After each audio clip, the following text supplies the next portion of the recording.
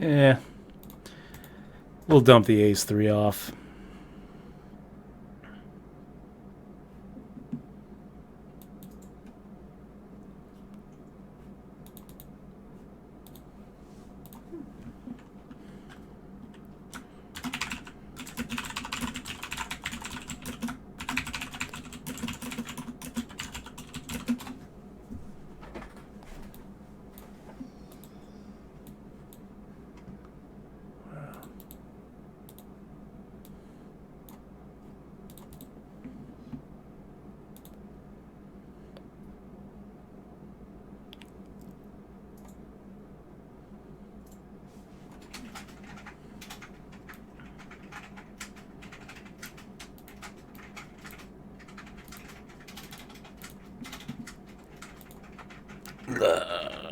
Wow. Just ended up chopping a pot with playing the board on the 30.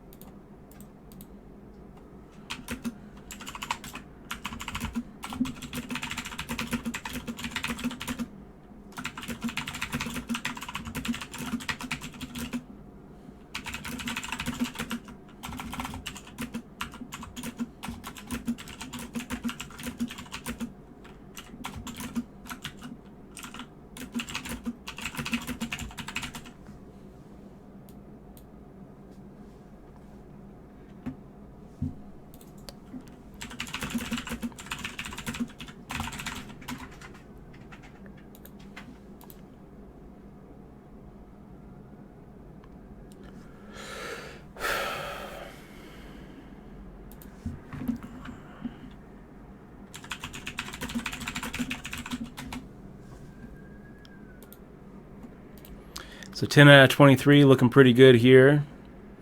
Ollie, Andrew making a raise. And you know what? King 10 suited looks good enough. I don't really feel like 3-betting, but I can go ahead and peel a flop here and see what comes. Little Queen 6-4, 2 opponents. Yeah, I'm just gonna make the check fold there.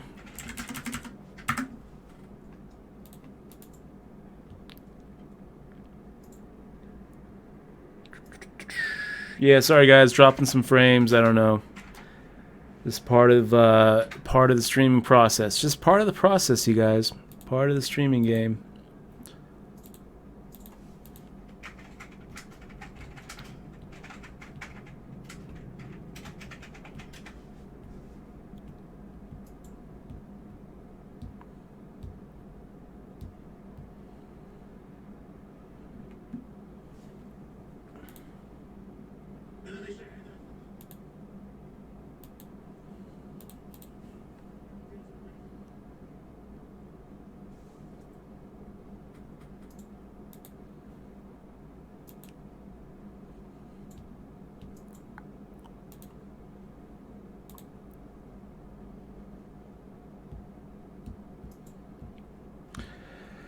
All right.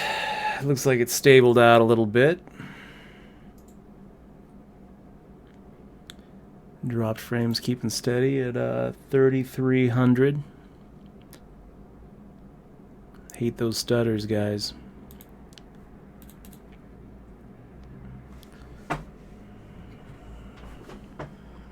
$11 out of 23 in the 2K, 8 out of 32 in the 3K.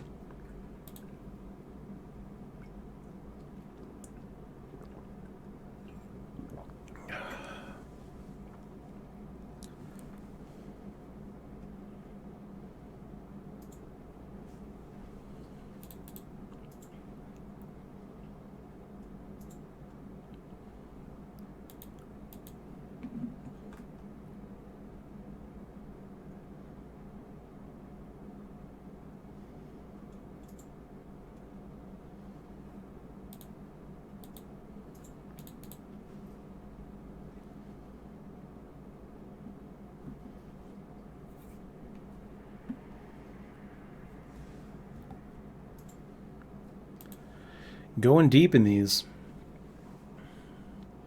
It's a good day on the virtual felt.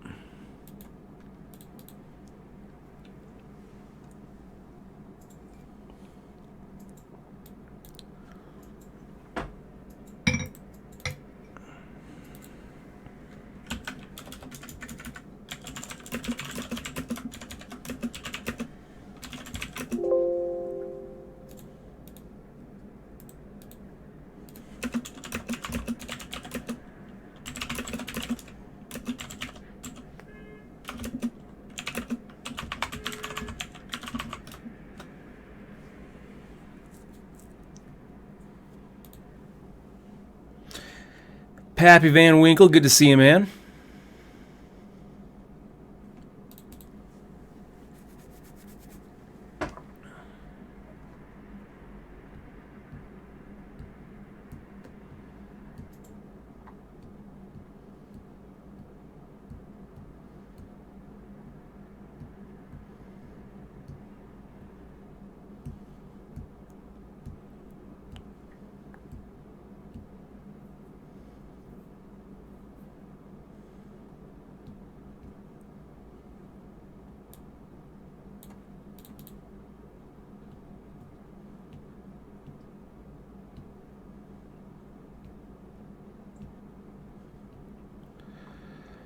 And, yeah, it was a noble attempt there, Captain. You know, the problem with that line is that he didn't leave himself with enough to really push off any hands on the river. You know, if he would have sized that out just a little bit better, then I think that he probably could have gotten away with it. But on the river, when they're both calling and you're looking at firing at a third pot, giving them 4-1 to make the call, that's not really a good spot to bluff. You know, let's forget about the fact, you know, of the results here. You know, yeah, JP Free hit his jacks full on the river. He's never folding anything, but you know, here he is, Captain, trying to push Ollie Andrew off of a hand. Ollie Andrew could end up calling with ace high here, putting Captain on something like a busted flush draw, or a hand like 7-6, 7-5, or 5, you know, 5-6, 5-3, somewhere around there, ace 3. So there's just so many missed draws that if the bluff is going to work, you're going to have to really put in more than, you know, a third pot, because Ollie Andrews looking at this, getting 4-1, thinking, look, you only have to be bluffing, you know, 1 out of 4 times for me to make this a profitable call. And since Ollie Andrew has pretty much nothing to lose by clicking that call button, you know, he's risking like what is it, like 7% of his stack.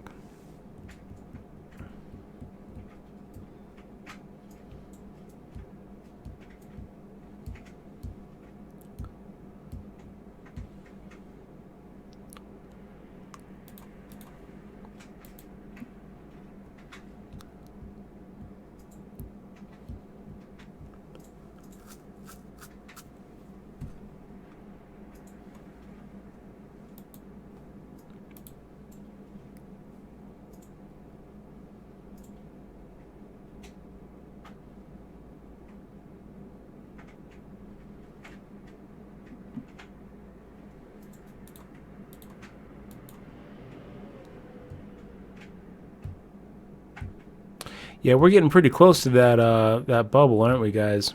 13 out of 19. It pays 15 in this thing.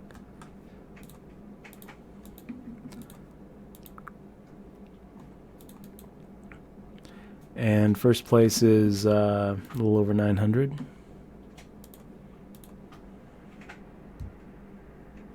I like it.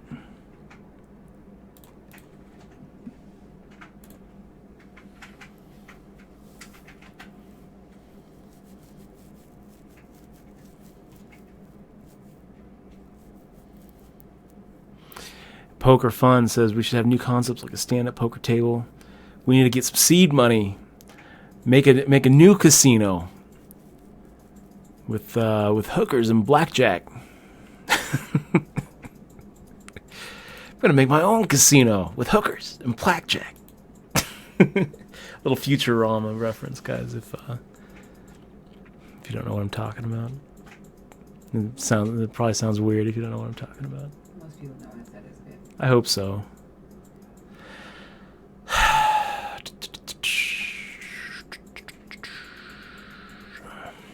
We'll make people play in a cube.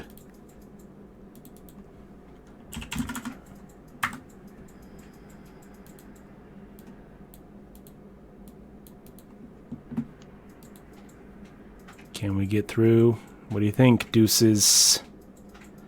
Deuces.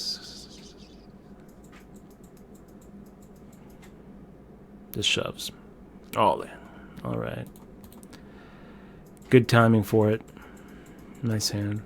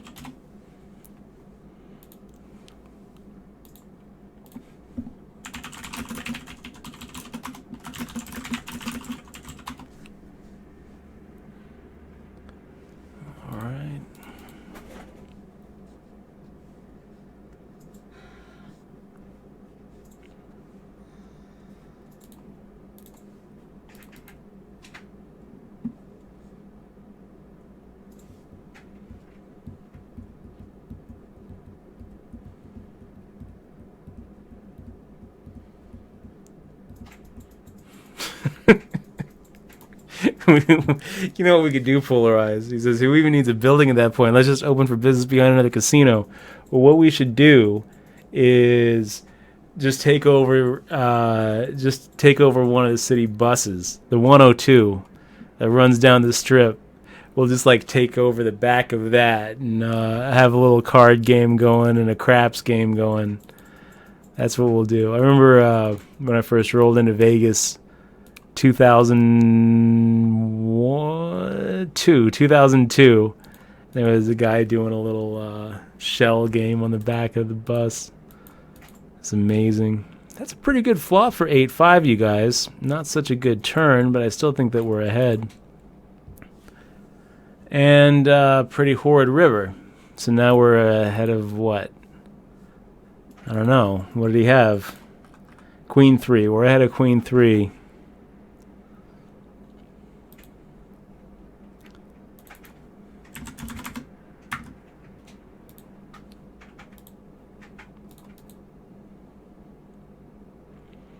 And Oleander doing a lot of open limping now with a big stack.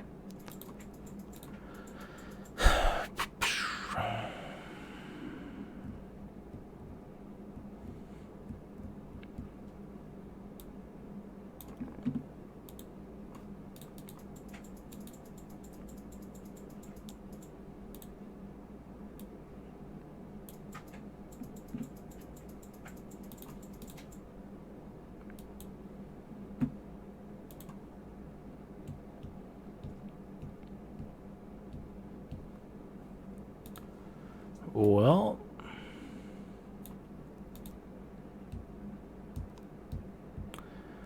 Jack 9's a good hand. Nice hand there, LVD.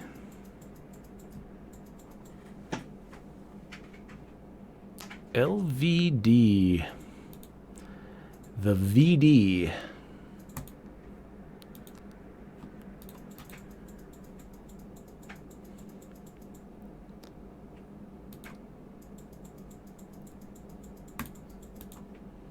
You Vegas. STI was taken.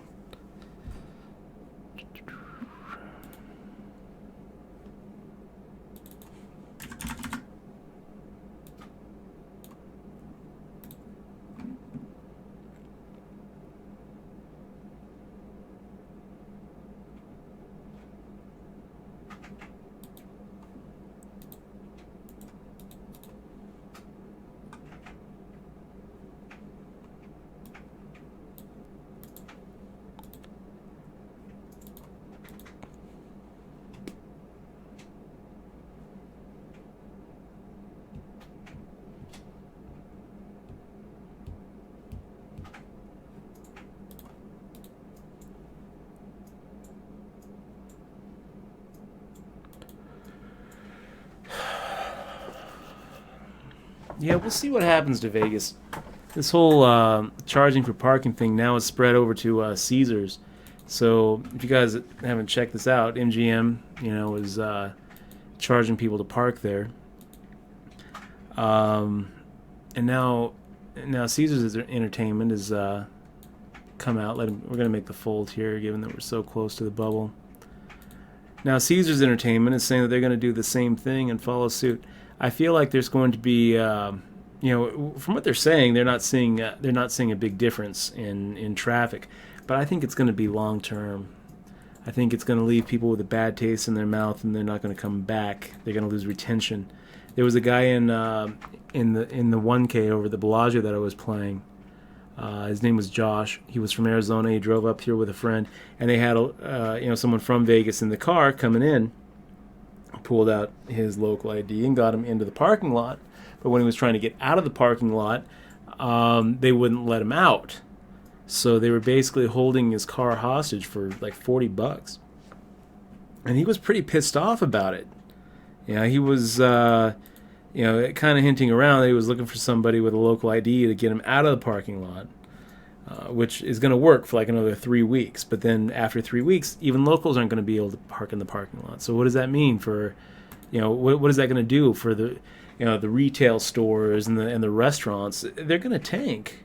There's going to be a lot of people who would be, shopping there who aren't going to shop there, who would be going there for dinner who aren't going to be going there anymore. So I don't know. From what they're saying in the MGM boardrooms, they're not seeing a difference. It's just added revenue. But I find that hard to believe, and I think that the losses aren't being realized yet.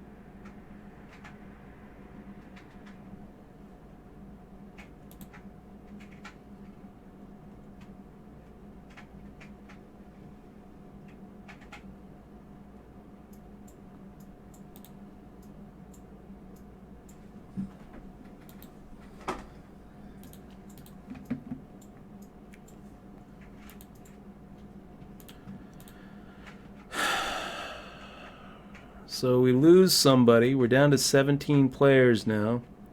This is actually turning out to be a pretty long bubble.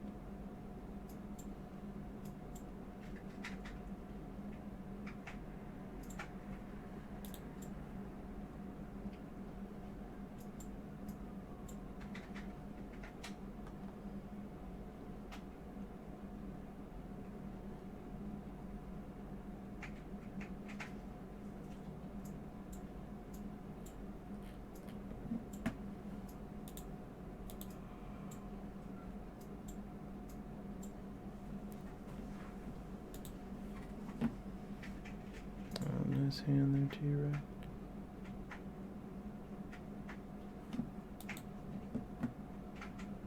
So deuces with the spew. Shoving for 20 bigs.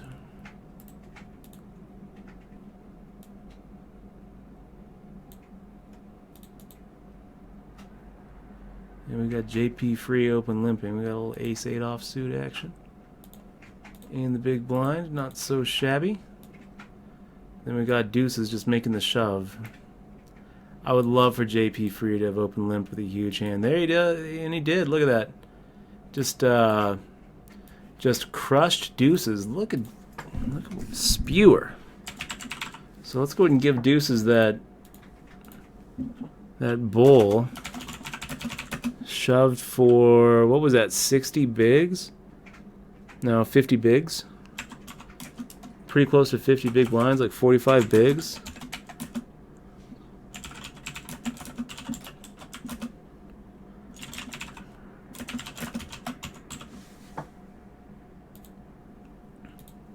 Saying, oh, I didn't even see the open limp. Yeah, well, even without the open limp, you're still shoving into 46,000 and 31,000 with king 10 off, which is too much. You're risking too much for too little, buddy. Too much for too little.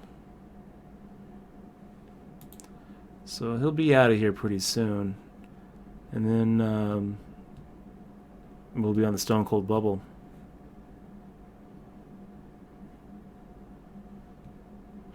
Poker fun. Say it ain't so, man. Wynn is also doing it in 2017. Whew.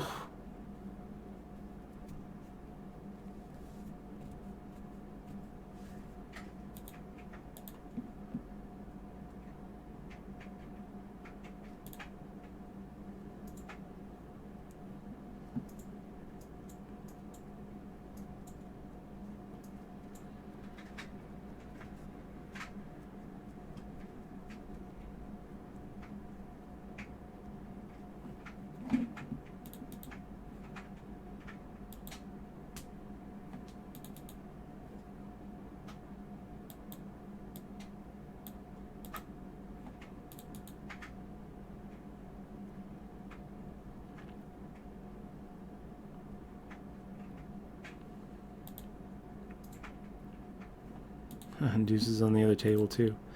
So he's making deep runs in both of these tournaments as well.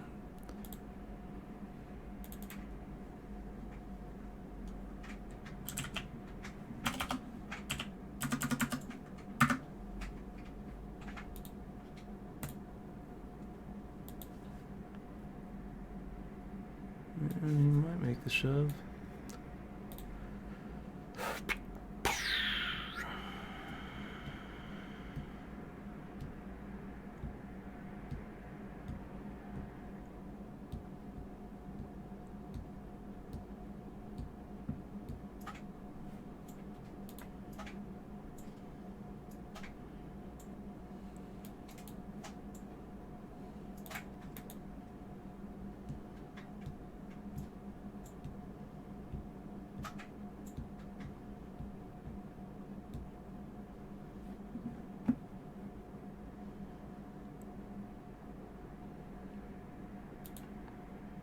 Deuces gets through.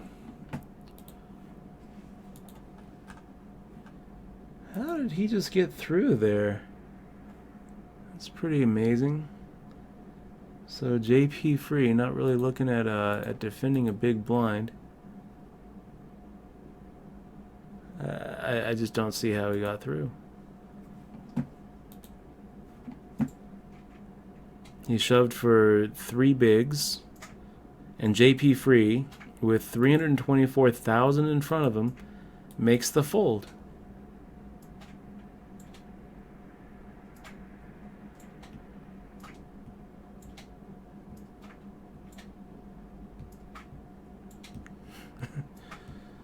Maybe he felt guilty about taking his money with those kings. Amazing. How does he fold that? I just don't understand that one.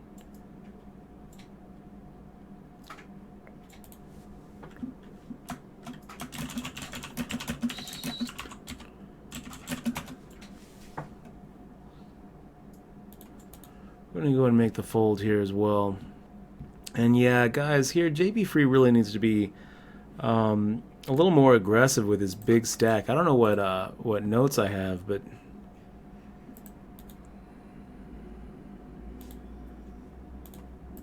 he's just not really playing this big stack well.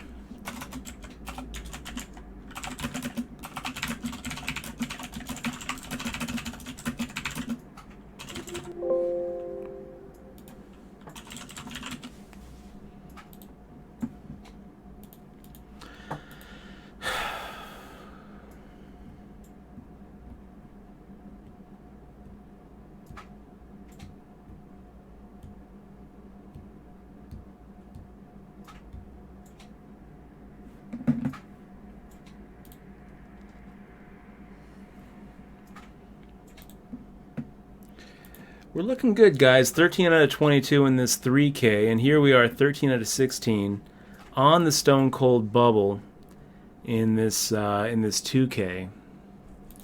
Stone Cold Bubble. We're gonna go ahead and make the fold here. Sitting here with 10 bigs. JP Free open limping. I hate it. I hate it. Give it a raise, man.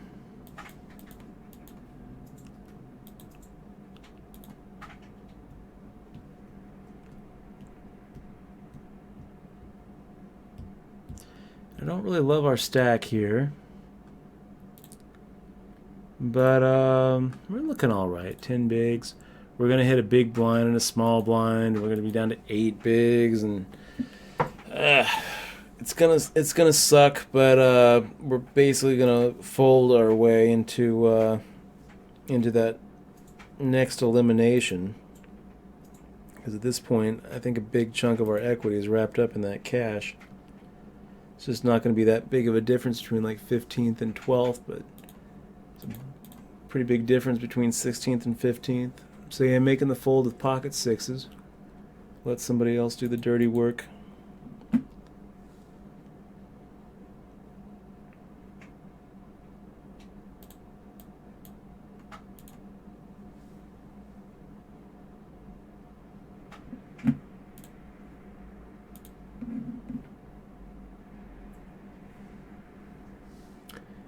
And if it folds around to deuces and deuces shoves, we'll be making the call.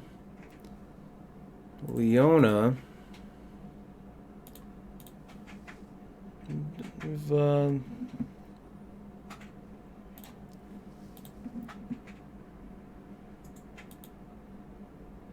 Yeah, I don't know. Gonna make the fold.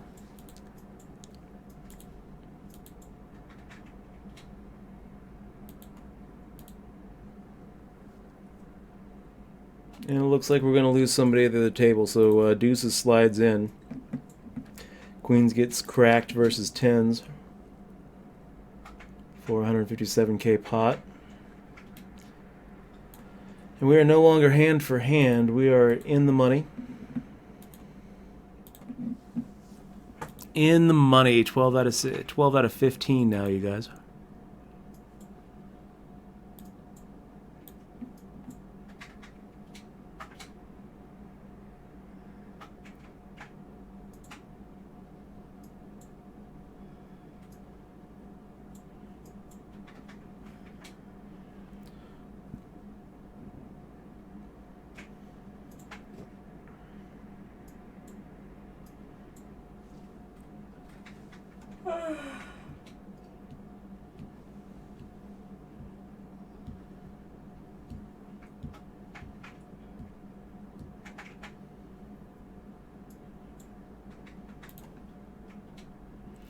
We're 13 out of 21 in the 3K guaranteed, guys. Looking all right. Okay, so 8 bigs. Looking for a good open shove spot here. Nice hand there, LVD.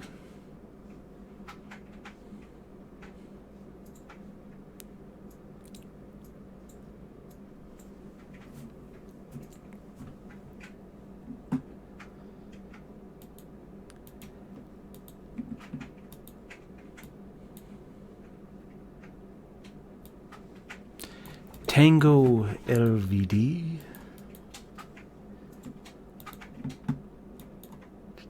No.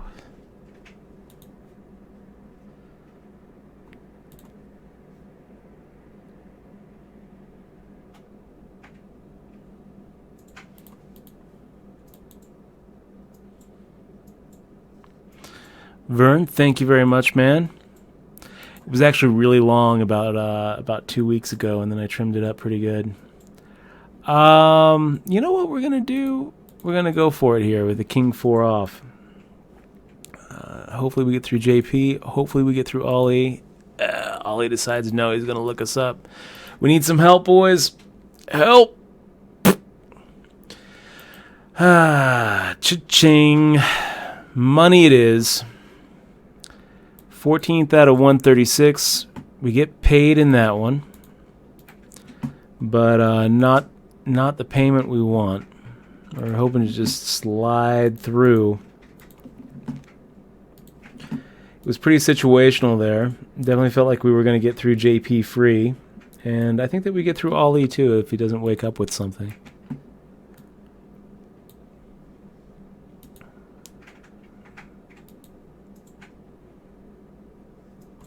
Nice hold there, Bronsonelli. It's our buddy Adam from the stream. So here, this is the $30 guys. Let me go ahead and put up the payout matrix for this one.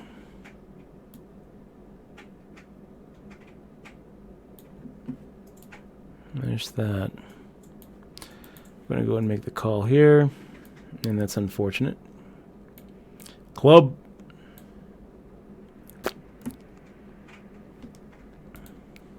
Dobie just made a shove against Bronsonelli. It was super short.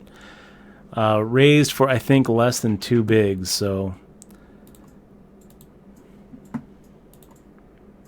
one of those spots where we just can't find a fold. It was like exactly 2 big blinds. Even if he turned over his hand and said, "Look, I have you beat. Please don't call me. Please don't call me." Well, we're getting 4-1. We have to call you, Dobie. So Marissa V making the raise. I don't think that we're going to be able to get her to fold if we shove. I think we'll find a better spot.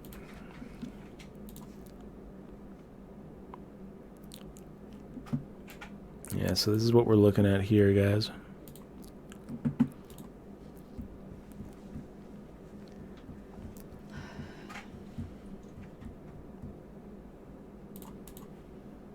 Make the fold. 15 out of 20. Kind of taking a look at some of these other stacks. Looks like Dobie is the short stack.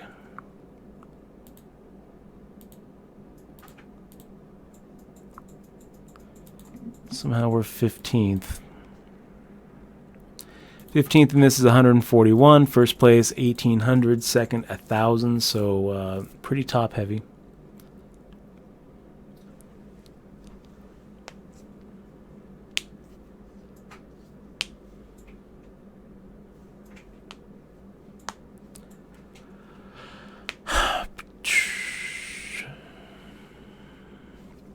So Big Handsome 647.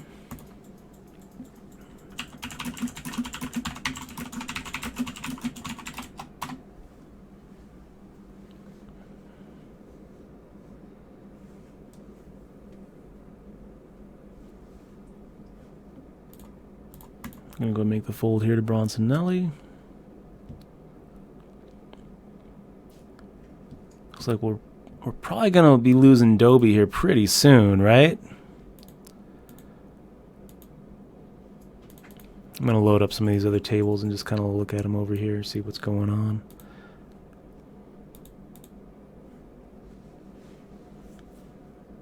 Looks like we just lost RS and Mike. Dobie gets the double up.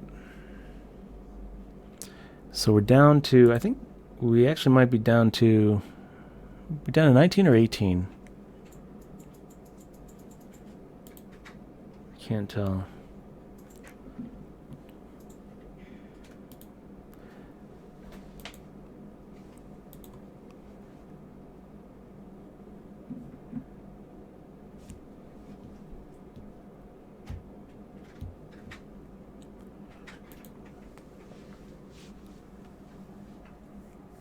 Yeah, I don't know, Big Handsome.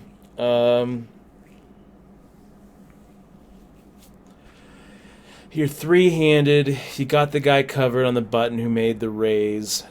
So he raised in a spot where you probably have some fold equity. Is kind of what you're thinking. He raised the small blind folded and you shoved, making the folder with 10-6 suited. I would say, sure. I mean, you have some fold equity, and you probably have the best hand. So I mean, folding has to be wrong. The only question is Ace 8 strong enough to slow play, or should you go for some sort of weird stop and go? I would say if you think that you're going to be able to just take it pre-flop, go ahead and take it pre-flop, because Ace 8 doesn't figure to be that big of a favorite over his opening range, right? A lot of the hands that he's going to call you with, you're going to be a flip against anyway. He's probably going to be calling you with any pocket pair, and half of those are going to be under an 8, so you're basically flipping. The other half are going to be under an ace, so you're still going to have a third, equity in the hand. Most of the time when he's opening there, Ace 8 is probably going to be ahead. Sometimes he's going to call you off with a hand that you're dominating, smaller aces, Ace 6s, Ace 5s, things like that. Maybe he decides to make the call. Maybe he even decides to make the call with a hand like, this is going to be a shove here. I don't love it, but it's 10 bigs in a situation where I think that we can get through. So I don't see anything wrong with it, man. I think that I think it's fine. I hate to use the words standard, but it sounds kind of standard. I don't really know what you can learn from it.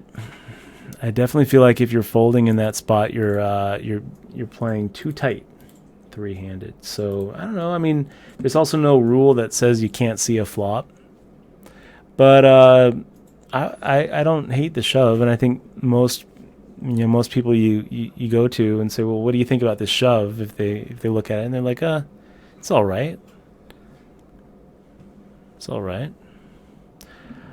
Okay. Let's just go ahead and max shove it here. Maybe we can get a call with worse. Ace queen, ace jack, maybe. If we just get through, I'm fine with that too. We got 11 bigs, so.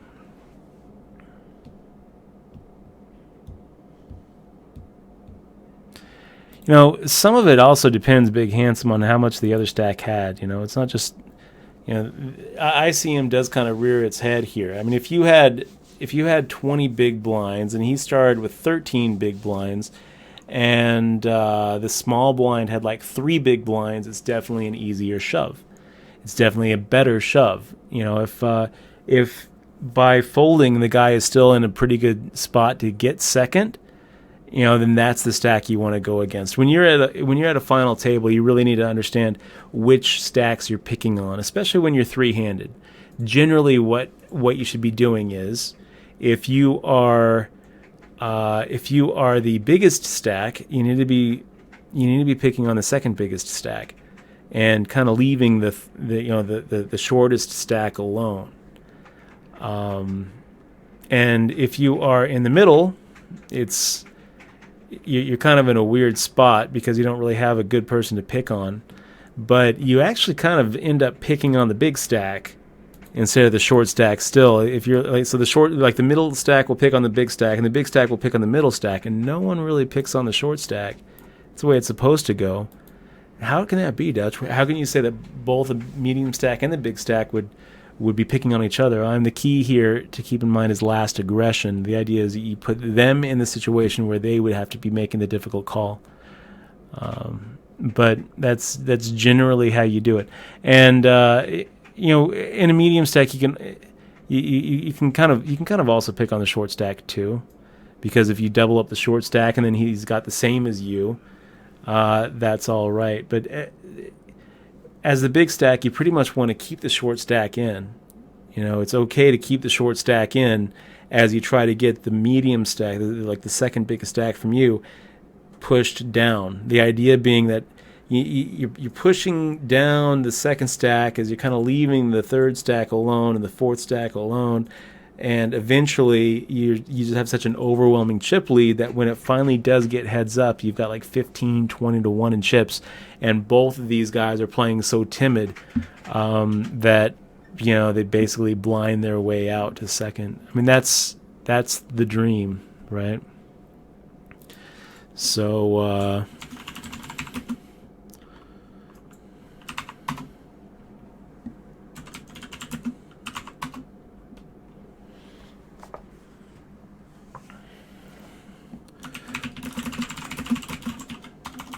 we'll be right back.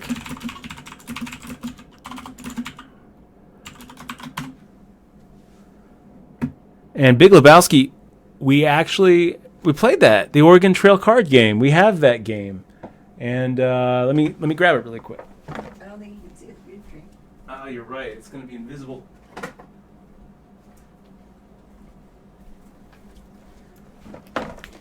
You have died of dysentery.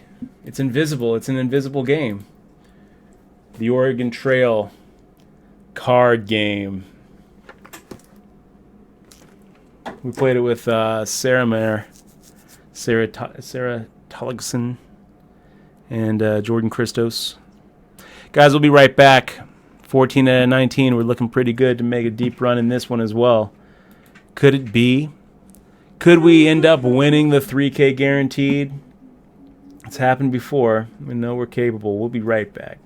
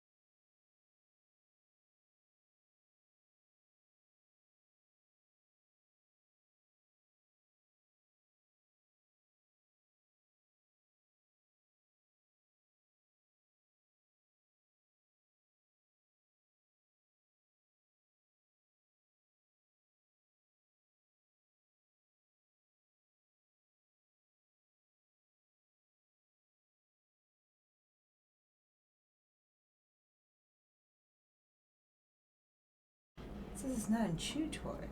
Okay, guys, we are back. 14 out of 19, you guys.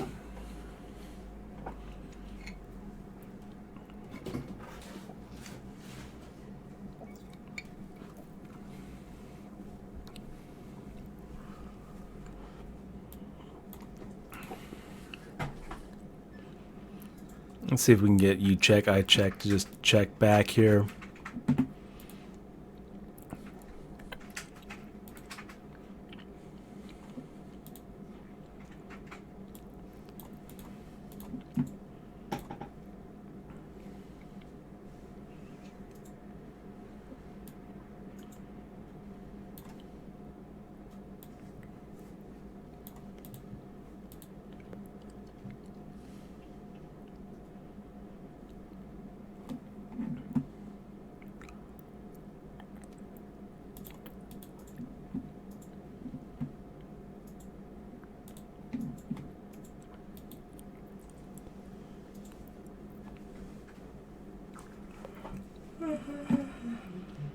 So Big Handsome, thank you very much for reaching out and giving us something to talk about on the stream. Also appreciate the good luck wish in this tournament. One thing I would say is definitely don't Maisel bugged up. So does Jordan play Oregon Trail cards slowly too? You wouldn't believe how slowly. He was really just contemplating every move. You know, He won the game for us. He won the game. He was the only one who survived because he thought it out. He was just slowly, deliberately making his moves, making the shove here with ace queen off. Can we get through? I think we can get through. He was taking 3 or 4 minutes every single play, but it's a co-op game, you know. So we all got there together. As long as Jordan lives to see the sunset in Oregon, we all win the game. So this happened. This was one of the funniest things I saw all all Bellagio polarized. I hope you're still here because this was awesome. I'm going into the Bellagio bathroom right next to the sports book during a break in the Bellagio main. I'm right behind Mike Leah, and Jordan Christos is coming out of one of the stalls, and he looks at Mike Leah, and he starts washing his hands. He looks at him. He goes, "Just 'cause you're here, bro," which I still think is just like one of the funniest things. Okay, let's just max it up. We've got too big of a we've got too small of a stack just to make a normal raise. So let's make the shove and just hope that one of these guys wakes up with a monster. It looks like Bronsonelli does wake up with a monster, and that's gonna do it. We're gonna go ahead and get the double up, and I don't blame you for making the call there, Bronsonelli. Guys, when you've got like 10, 11 big blinds and you've got a big hand like pocket aces, you have to think, how would I play this if I had 6-7 suited? How would I play this if I had ace-9 offsuit? How would I play this if I had pocket fours?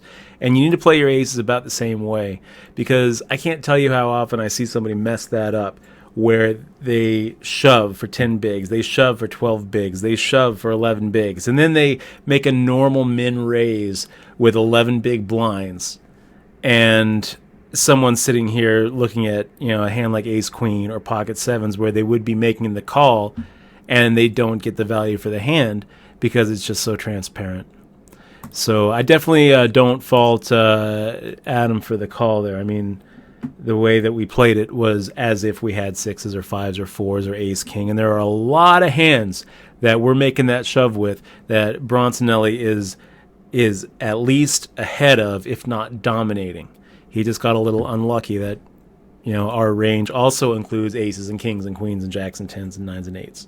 So there were some other hands where he's getting dominated. But the majority of the hands that he's going to find himself, the majority of the situations, the conflicts that he's going to find himself in there, pocket sevens is going to be ahead, if not dominating. You know, there's going to be plenty of times where I'm looking at ace-6 suited, ace-5 suited with 11 bigs thinking, okay, we'll make the shove. So definitely don't fault him for the call. And, yeah, I would never say sorry for knocking somebody out. But good game. Good game and well played. That puts our aces cracked meter. That's the first time we've had him all night. And our aces cracked meter is at +1. The invincible hand. I guess we got stuck on luck 7 saying good luck, Dutch. Thanks, man.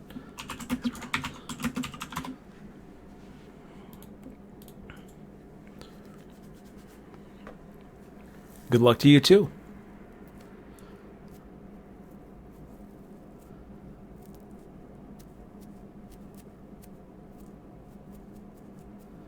So, kiss my ass, SOB, open limping.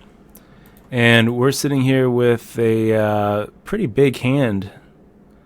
So, let's make the raise. We don't need to necessarily make the shove, but we can make a normal raise.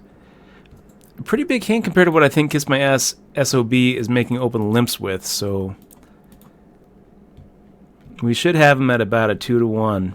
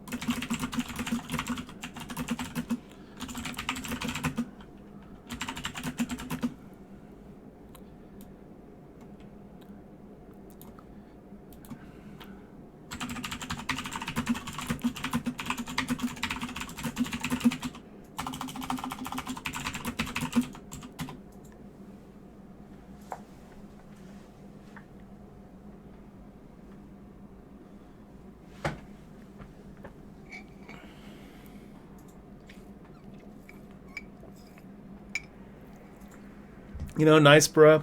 Says, so is it a robot car that picks you up, or can I buy a robot car and use it when I want? I'm confused. It's going to be both. I said this a few years ago. I think it was on stream. I think that we could probably, go back to one of the very first streams when we were talking about Uber, where I said that I had always assumed their business model was to eventually implement automated cars. So everybody who's driving around Uber right now is basically just, raising brand awareness and getting this company to the point where they will eventually be able to replace them with automated drivers. And that's happening now. That's happening. So it's going to be pretty interesting. The future is definitely pretty interesting. We're going to see a lot of jobs disappear because of automation. A lot of people think that certain jobs are safe, and they're not safe. Creative jobs, I'm not convinced that those are safe. Robots are already writing stock reports. We have instances of AI programs writing music and writing movies. They're not good yet, but give it time. Give it time. I don't think that that the human brain is as special as we'd like to think.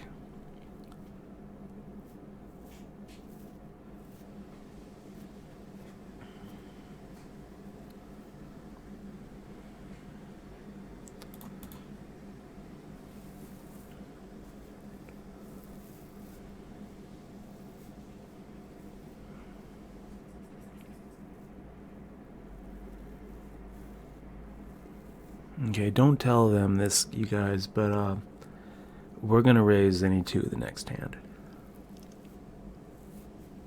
We're on the Stone Cold Bubble, and we're raising any two. Here we go.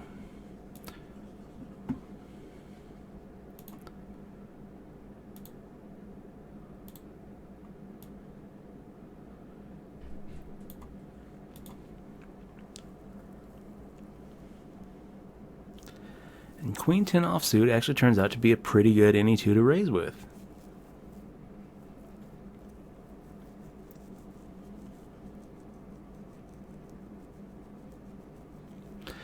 Now what's not good is, meanwhile on the other table, we got deuces making a shove in respect, putting them to the test. So Dagabetes could conceivably delay that hand and see how it turns out for our friend Deuces.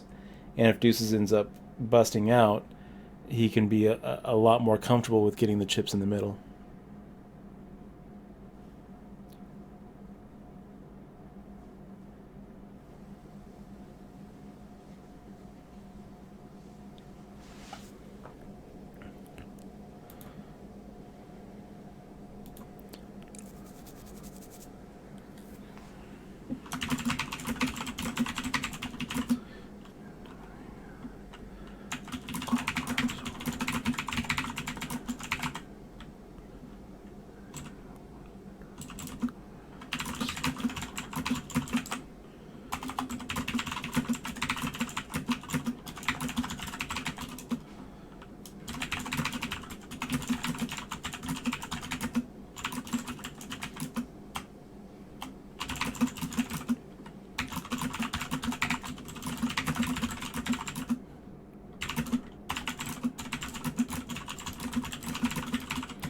Yeah, I just typed this in, but I'm going to say it again, guys. I don't think that in the future we are going to have the option to drive cars down the highway. It's just, let's just do a quick Google search. How many Americans die in car accidents every year? This is a huge problem.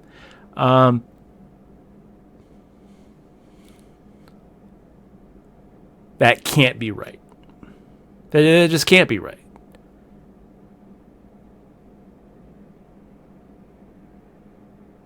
Yeah, so according to this road crash statistics, they say 1.3 million people die every year, but that's not Americans. This is off the Wikipedia list of motor vehicle deaths in U.S. by year. The first year they tracked it was 1899 when we had 26 deaths, then 36, then 54, and it just really spiked up. But it's actually been going down, it looks like, compared to the population. Make the fold here. But let's take a look. So we got deaths, motor vehicle deaths in 2014, 2015, we're looking at 35,000 people. 35,000 people. So we are looking at about 100 people a day die in car accidents. You know, you've got 50 people dying in a nightclub, you know, in southern Florida, and that's a big story.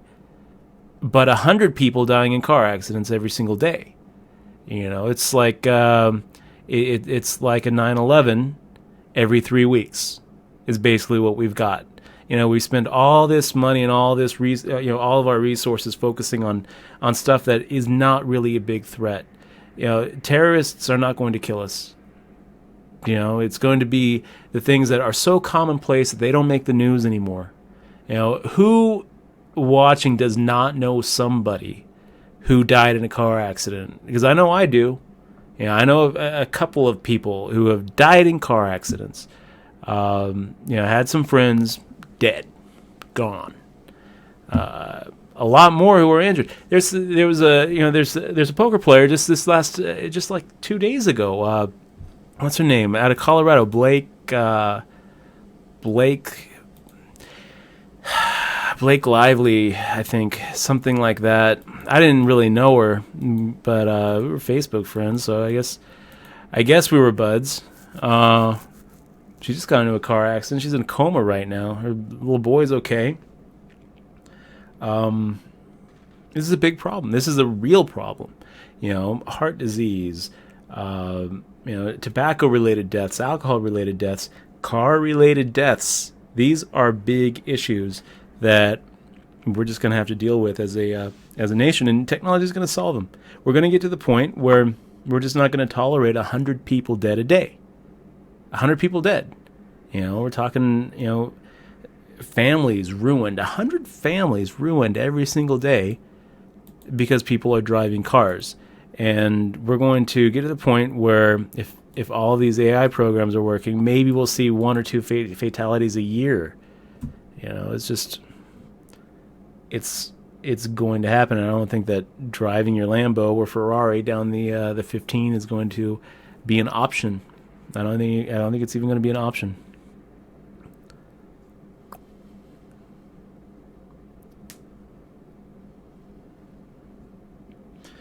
Mr. Arlington Beach says, I think there will be a limit to what robots AI will do. Otherwise, what is the point of living? I think it's kind of funny, Mr. Arlington Beach, that it even occurs for us to ask that question. You know,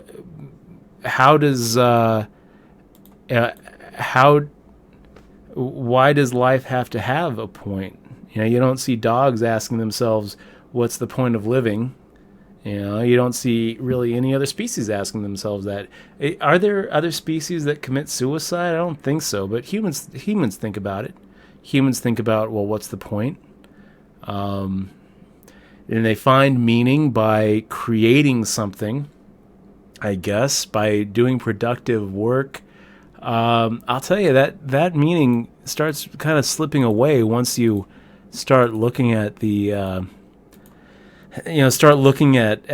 at the universe and life and existence in geological terms. I mean, trust me, man, 2 million years from now, no one's going to know anything that any of us did. It's just going to be gone. It's just going to be dust. Does that mean that it doesn't matter what we do? I mean, I don't think so. It matters a lot. You know, I mean, what you do matters. What I do matters. It especially matters to you. You know, you're basically the hero of your own story. And if an AI or a robot is taking care of the scarcity in your life and basically removing any danger to your life and mitigating the damage that you can do to other people, and other people's stories, well, why would that remove meaning from your life? Because you can't write a song that lasts. You can't write a movie or a book or tell a joke that a robot can't tell better. Well, I mean, I'm not writing any screenplays. Does that mean that my life doesn't have any meaning? I can't really think of a lot of jokes that I came up with that are Dutch Boyd originals. So does that mean that my life doesn't have meaning? I don't think so. I think it's kind of absurd to go down that line, because if you're going to start asking yourself these existential questions and try to figure out what the meaning of life is, I think that if you try to correlate your own personal meaning with being able to produce something that can't be produced by an AI, you're going to be falling short. Yeah. It's almost like saying, well, what's the point of life if other people can do things that you can do? I mean, what difference does it make if it's an AI doing it or another person? I don't know. I think that the move towards automation is a huge step in a positive direction. It could easily turn into the end of scarcity, which would be pretty impressive. That would be pretty impressive. Scarcity, just gone. Anything that you want, you can have. Even more time. If you want more time in your life, you can have more time. I mean, I see that is kind of inevitable if we don't interrupt that process by blowing ourselves up, which might happen. It's a weird part of our species that we're a lot more likely to kill ourselves than kill somebody else. And as these force multipliers get stronger and stronger, we've got the AR-15 today. What will we have in 2100 or 2200? An individual's ability to really damage the community around them is gonna magnify quite a bit, I think. And then there's all these scare issues that people have about AI itself, deciding that humans aren't really that big of a concern. That could happen. And you look at the way that humans evolved, and we really didn't. We really weren't too kind to other species along the way.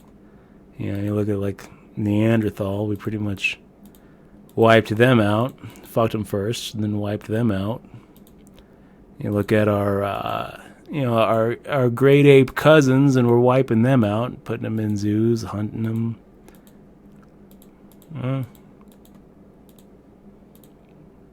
Just take a little comfort in knowing that 2 billion years from now, it'll be like humans weren't even here.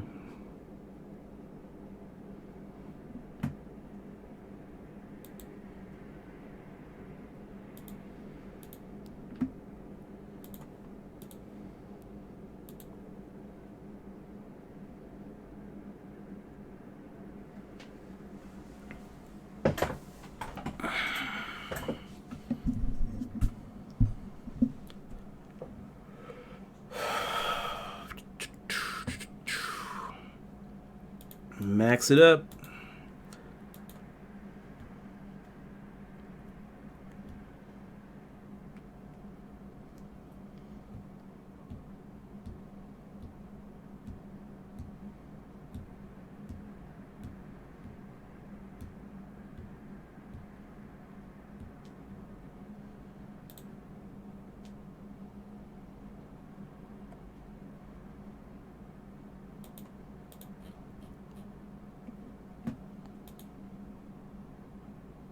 Lucid Dreams, I did in fact watch Westworld. I can confirm that Westworld is GTO.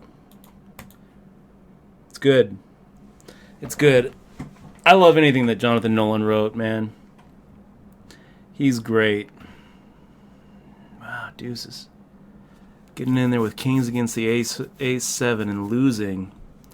He's out.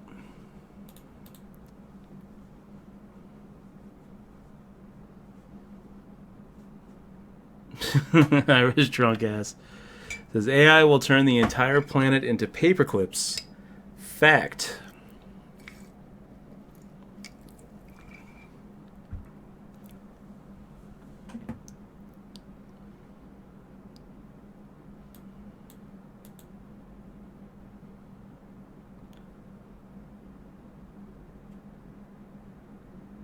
I don't think you're right about that, Clan Cannabis.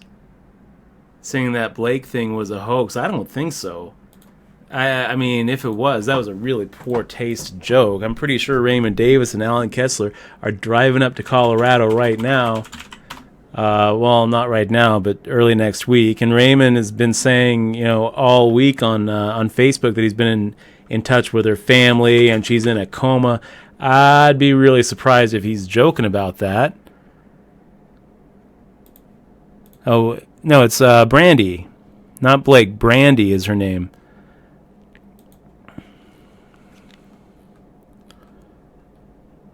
What is her name? Brandy.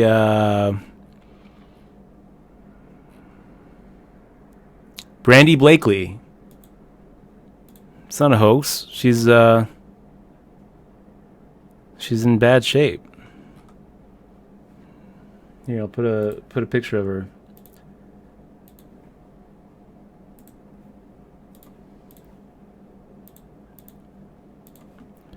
This chick right here. She's she's a Colorado poker player. She's on a lot of the forums and stuff, and on really good terms with a lot of players.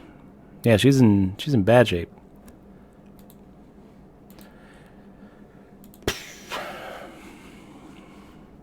It's like one day she was going off on real grinders on the forum. And the next day, she's in a coma after a car wreck.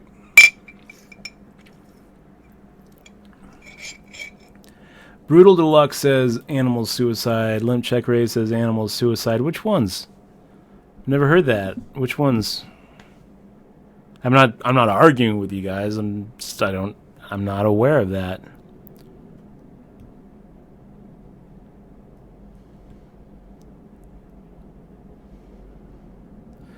So Stable TK, Robot Repair Made Easy. That actually might be a great title for a book. I could totally see that being a little novella. Okay, here we go. Another shove against You Check, I Check. Eventually, he's gonna wake up with something and call. But until then, we're gonna just keep on doing it and probably keep on getting away with it because we're putting his whole tournament life on the line. And with Queen Jack suited, we probably have the best of it. We probably have the best hand.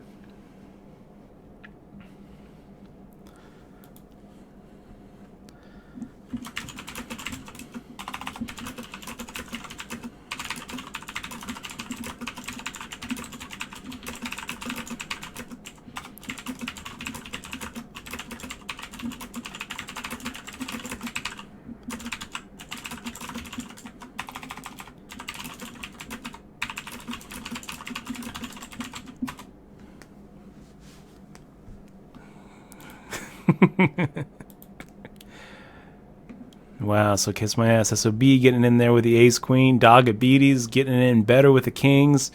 Doesn't matter. Kiss My Ass SOB is like, kings what? I got the ace. Wow, what a swing, Dagabetes. What a swing.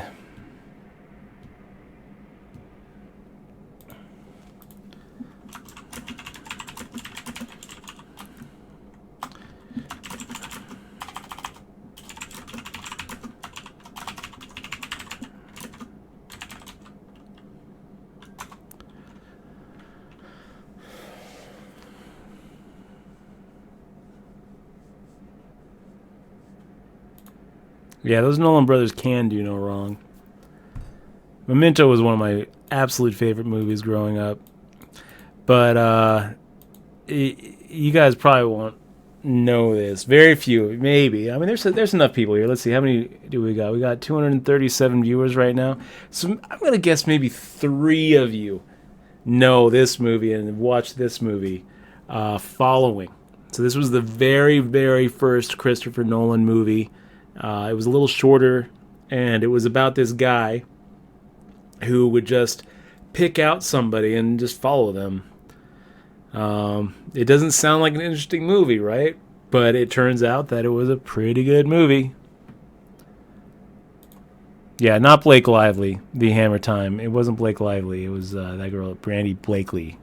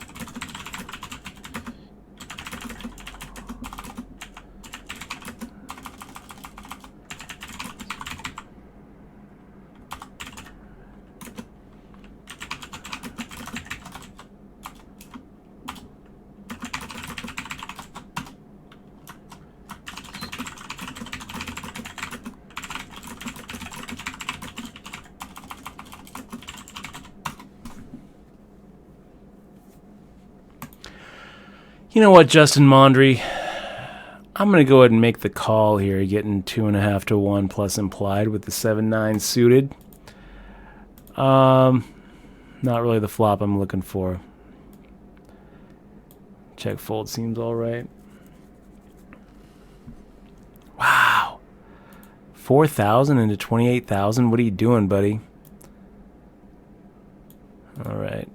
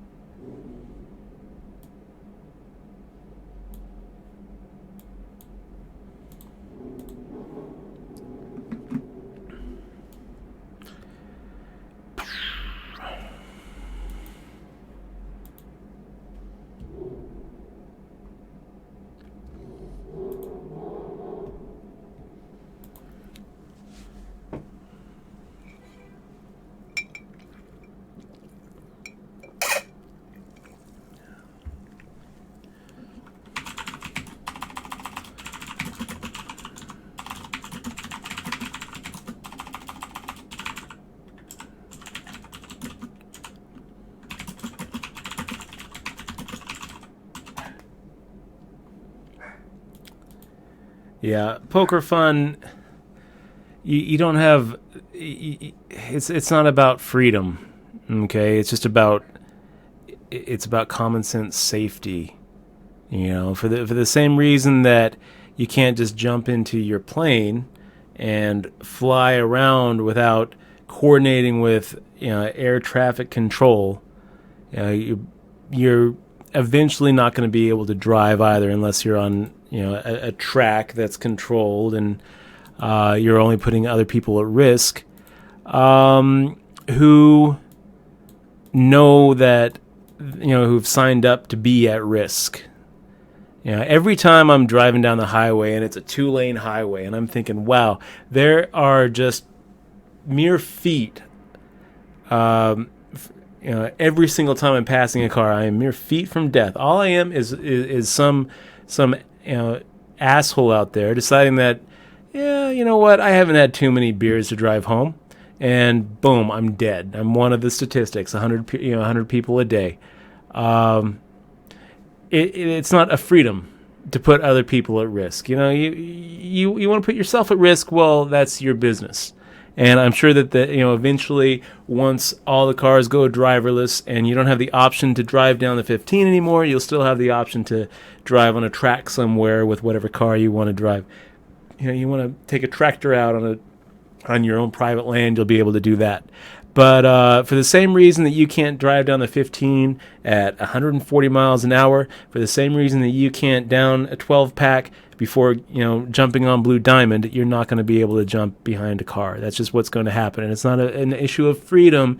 It's an issue of public safety. And it's an issue of my freedom to survive another day. That's what it comes down to. Because my ability to survive another day outweighs your ability to pretty much do anything.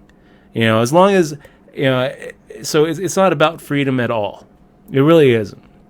And you can say, oh, well, they're taking our freedoms away. And you say, oh, well, there's no outcry over these, 100 deaths. There's no outcry over the, 15 9/11 casualty numbers that we have every single year. And you're right. There's no outcry over it. Why? There's no outcry over it because there's no other alternative. What's the other alternative? That we all walk everywhere? That we all take the bus everywhere we want to go? It's not reasonable. It's not a reasonable alternative. But as soon as these AI drivers get out of the beta testing phase, there is going to be a clear alternative that is going to reduce the 30,000 plus casualties we have just here in America, not to mention the million plus we have around the world, down to a manageable lightning strike casualty type number. And you are going to be out of a lovely Sunday drive. That's just how it's going to play out. It's not about freedom. It's about everybody else's safety. You know what? You check, I check. I've been beaten up on your big blind so often, I'm going to go ahead and give you this one.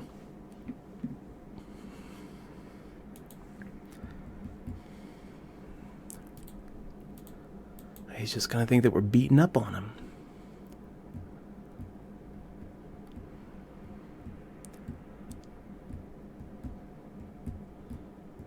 Meaning of life is love of God and family. I guess that works for you, Poker Fun. I don't believe in God. So where does that leave me? Just with love of family, I guess? What if you don't have a family? Does that mean that your life has no meaning? I mean, I don't think so. Speed! Nice hand, Justin. That was a fun little sweat.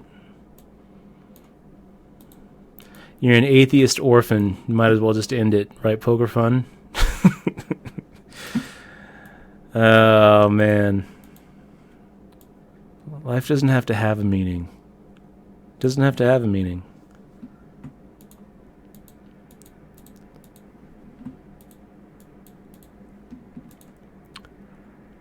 So 12 bigs. Let's make the shove.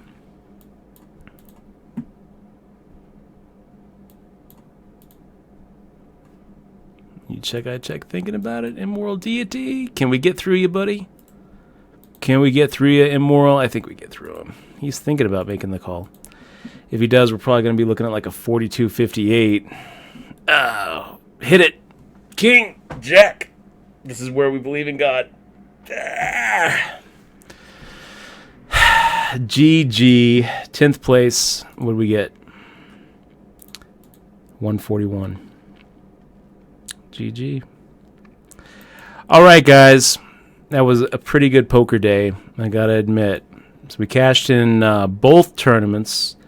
Not any of the big cashes, but it was a pretty good run. Pretty good run. And guys, you have all been awesome. Really appreciate you sticking around. Definitely would have been better to win one of those runouts. But yeah, always a little bit unsatisfying whenever you get knocked out, but it definitely is not as unsatisfying as like 18th, 22nd, something like that. When are we streaming again? I don't know. Probably not until next week. Probably looking at like Tuesday, Wednesday of next week. So until then, I hope that you guys drive safe. And I hope that you guys run good at the poker table. Good luck. Thanks for hanging out. Big shout out to all of our new subs. Thank you very much for watching. And you guys stay awesome. We'll see you later.